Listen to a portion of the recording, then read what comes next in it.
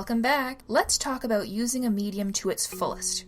Whether writing a book, shooting a film, or programming a game, each medium offers certain functionalities based around the human senses which the creators have at their disposal to assist in creating the best experience possible. A movie, for most audiences, offers visual and audio input. A book engages your eyes, but not in the same way as watching something. Listening to a song provides a purely auditory intake, unless you happen to be watching the music video. Context of intake matters too. For example, listening to a song in a concert setting or listening to a song in a private setting result in very different experiences. It is the prerogative of a hard-working production and creative staff to make good use of whatever means they have to interact with their audience given their medium, and compensate for any limitations the medium might have. Obviously, this means basic things, like a book should be well written enough to engage the reader's mind into creating the experience subconsciously, rather than needing to view it visually. There are also subtleties in writing and types of language which can only be communicated through text on paper. A movie should have a soundtrack which fits its various scenes, and actors which act convincingly to draw the audience in. But that's just scratching the surface. What's really great is when a work can use all of its medium elements to help reinforce its central themes. This isn't easy. It goes beyond simply making a good creation with working parts. It means ensuring that all fully functioning parts are chugging towards the same goal.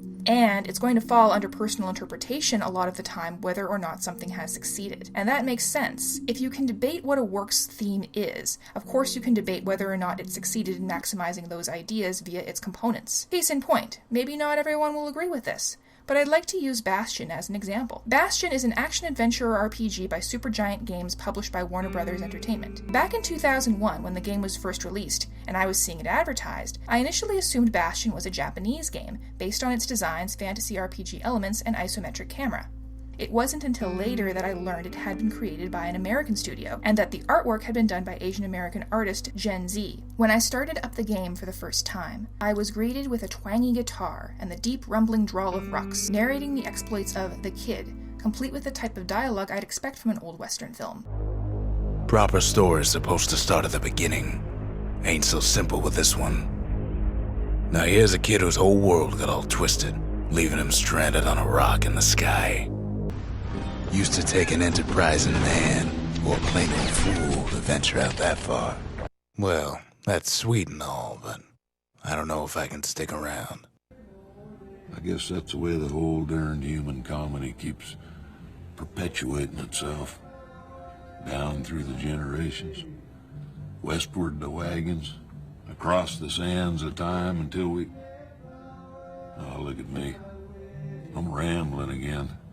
The game creates an East meets West hybrid of visuals and auditory/narrative presentation, which I think is intentional, since Bastion is, at least in my opinion, all about opposing forces. The immediate story concerns the aftermath of a long-standing conflict between the Ceylondians, who build walls into the sky, and the Ura people, who dig holes deep in the ground.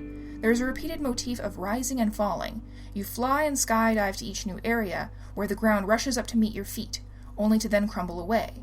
You collect shards from each area to improve and grow the hub world, the Bastion, but removing these shards causes the level to violently fracture apart. Even the deities of the game have seemingly contradictory titles: the god of thirst and plenty, the goddess of pain and pleasure, the god of commotion and order, etc. I'm not saying Bastion is perfect, although I would call it one of my favorite games and nothing short of spectacular, but it does fall a little short on incorporating gameplay mechanics into exploring its themes. I mean, it's an action game, what do you want me to say? You run across the stage from one side to another and smash the little oil ghosts' faces in with your hammer. I really don't know if that's an exploration into opposing forces. Although then again, maybe it is? Real talk though, if you want to see how a game can explore its stories and themes via mechanics, check out Super Bunny Hop's video on Bloodborne.